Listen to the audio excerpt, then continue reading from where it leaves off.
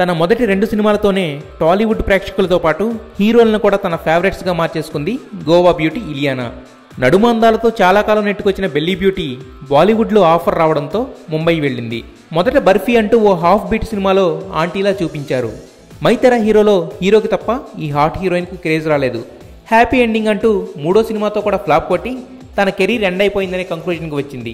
కరెక్ట్గా ఆ టైంలోనే ఆస్ట్రేలియా నుండి చేతిలో కెమెరాతో ఇండియాకి వచ్చాడు ఆండ్రూ నిబోన్. అమ్మడికి నచ్చాడు, అంతే వెట్ క్లాత్ పౌడర్ ప్యాడ్లా కాంబినేషన్ సెట్ అయిపోయింది. ఇల్లీకి సినిమా ఛాన్సులు వచ్చేలా చేయడానికి ఆమెను రకరకాల ప్లేసుల్లో రకరకాల కాస్ట్యూమ్స్తో, అంటే ఇంక్లూడింగ్ బికినీస్ అన్నమాట, అలా ఫోటోలు తీసి నెట్లో పెట్టాడు.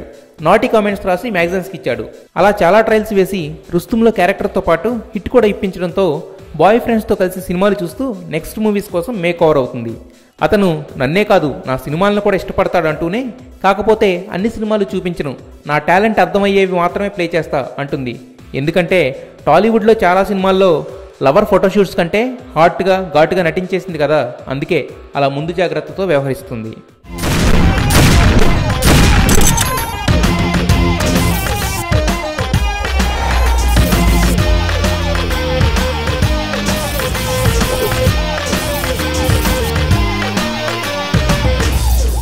Sandeep, terrific look. All the best.